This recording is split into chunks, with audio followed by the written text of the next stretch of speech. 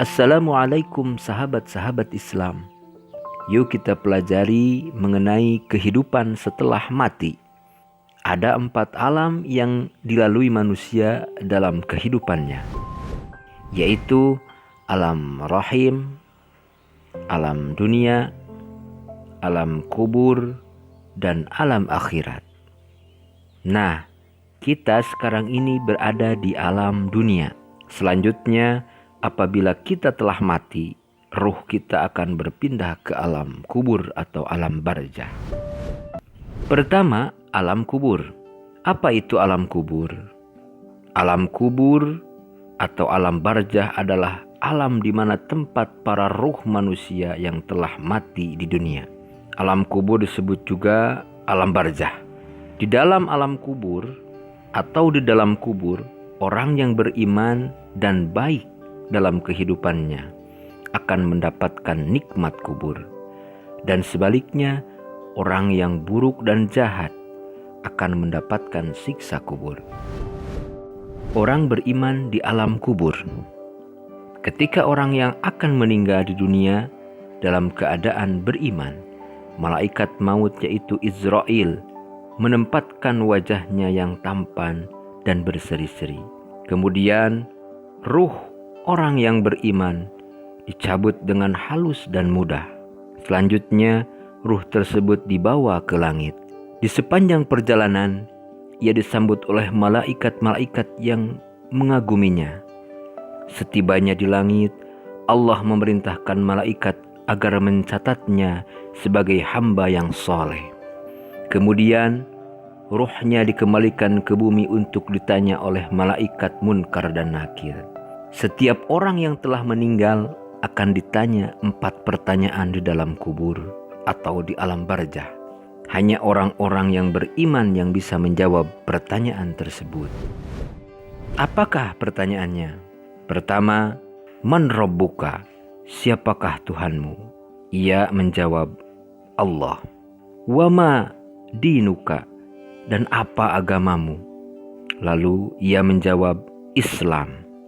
Waman nabiyuka? Dan siapa nabimu?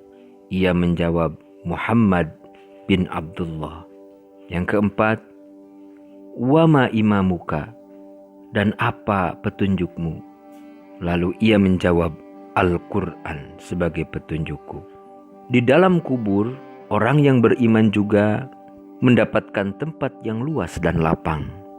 Ia diperlihatkan keindahan taman-taman surga, hingga ia merasakan sejuk dan harum semerbaknya.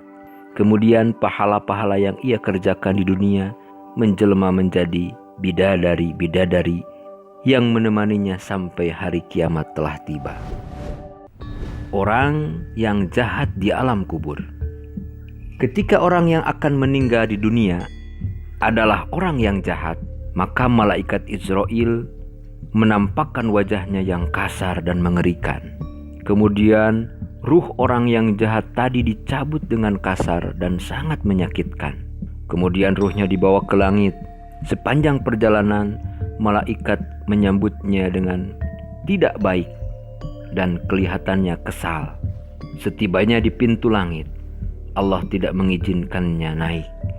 Kemudian Allah memerintahkan malaikat-malaikat untuk mencatat hamba ini sebagai hamba yang jahat. Kemudian ruhnya dilempar ke bumi. Orang jahat akan ditanya oleh malaikat Munkar dan Nakir seperti orang yang beriman, yaitu siapa Tuhanmu? Apa agamamu? Siapa nabimu? Apa petunjukmu? Akan tetapi ia tidak bisa menjawab. Kemudian malaikat memukul tubuhnya dengan palu besi yang besar hingga ia sangat merasakan kesakitan dan menjerit dengan suara yang sangat keras. Jeritannya dapat didengar semua makhluk kecuali jin dan manusia.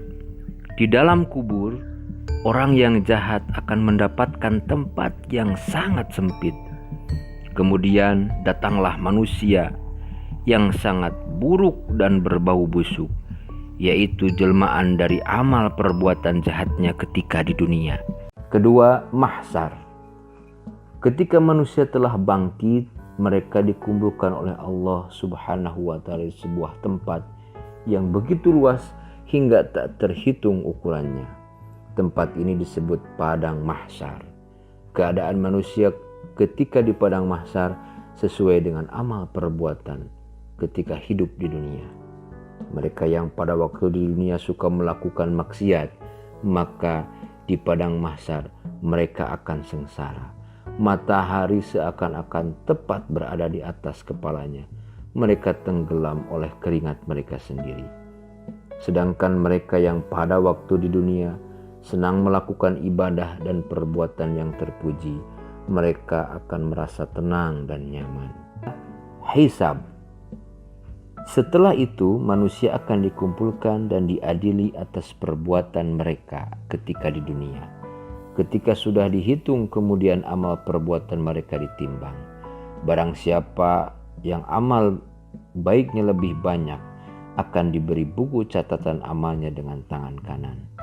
Dan sebaliknya, jika amal buruknya lebih banyak, maka ia akan diberi buku catatan amalnya dengan tangan kiri.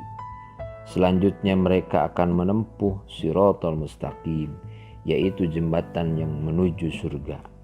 Di bawahnya terdapat jurang neraka. Mereka melewati jembatan itu sesuai dengan amalannya masing-masing. Ada yang lewat dengan sangat cepat seperti kilat, yaitu para kekasih Allah. Ada yang berjalan lambat tapi selamat. Ada yang terpeleset jatuh ke neraka, yaitu orang-orang kafir dan orang-orang yang sering melakukan maksiat.